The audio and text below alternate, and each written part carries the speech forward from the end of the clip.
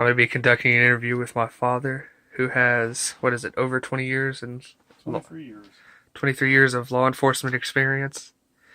Therefore, obviously, he does have a lot of knowledge about police culture and about the inner workings of a police department. So, I have a few questions for you.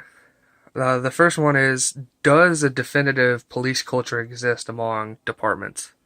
Uh, there are different cultures at different departments. A small town department in the South is going to have a much different outlook on life or a much different culture than a big city department up north. There's different local circumstances at each department, and there's just different leadership, and there's different ways things are grown up, so that there's all sorts of different cultures and different police agencies. It's certainly not monolithic. All right.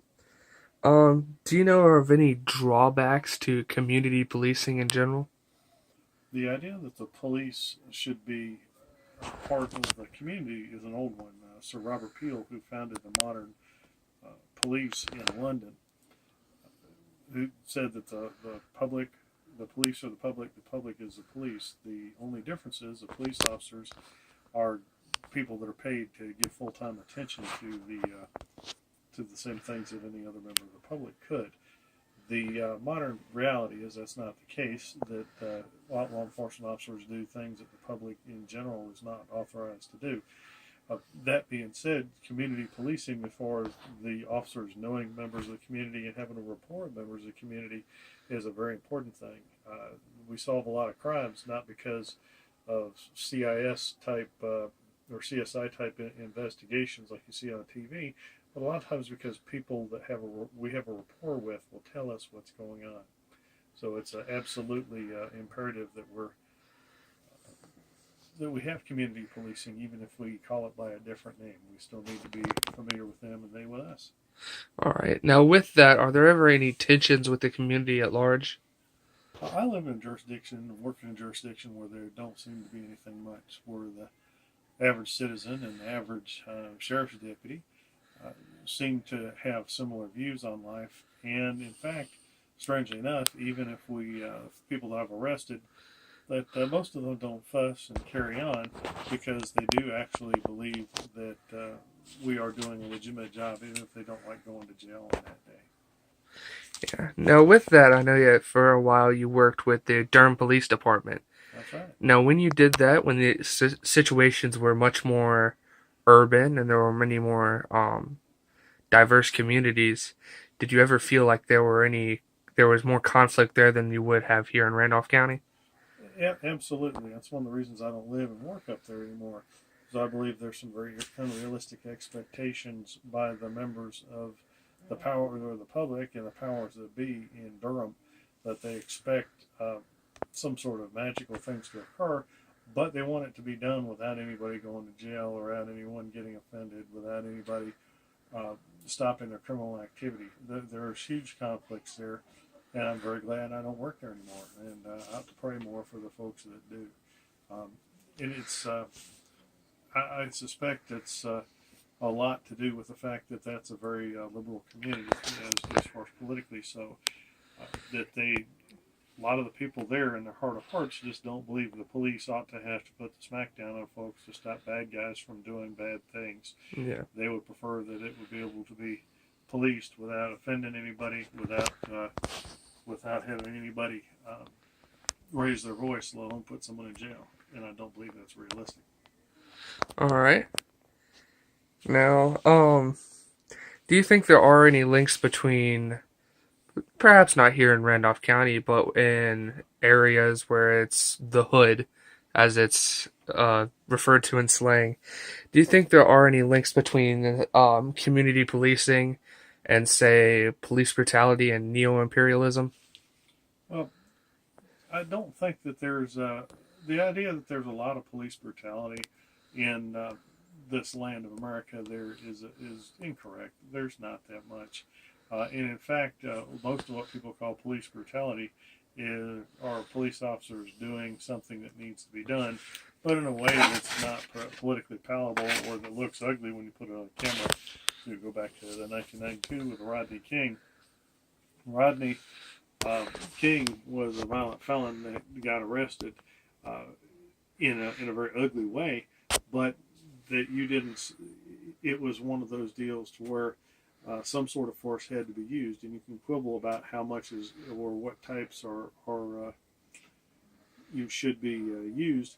But the simple matter is that force needed to be used. All right. Now, um, working when you did work for Durham Police Department, did there seem to be a systematic aim towards any sort of political goal by the powers that be, or was it more oriented towards actually enforcing the law? Durham basically they didn't want the law enforced with any great deal of enthusiasm. That the pressure was mainly there for officers to come in and take their 911 calls and try to resolve them without locking anybody up. It really arrests were not supported. The high impact criminal enforcement was not very well supported. The quick story about that is Durham PD used to have the citywide crime area target team that would go and they put there was an area with some trouble. They put like 20 or 25 guys out on the street and they do jump outs to catch drug dealers and generally make a nuisance of themselves to the criminals that were plying their trade there, but come up with things that would, that in doing that, they allowed the decent folks to have some sort of a measure of safety and a measure of order, at least for a time. And that was so successful in doing that, the city disbanded it and made it into 4 district-based crime area target teams, and it really took the criminal enforcement away. So you didn't have a lot of support for enforcement, and that's why Durham has the level of shootings and level of disorder and crime that they do now. So, do you think having as much experience as you do in your mind's eye, do you feel like in order to help absolve some of the issues in the community, such as just the continuous cycle of crime, maybe not particularly here in Randolph County, but in places like Durham where crime is very that permeates the area.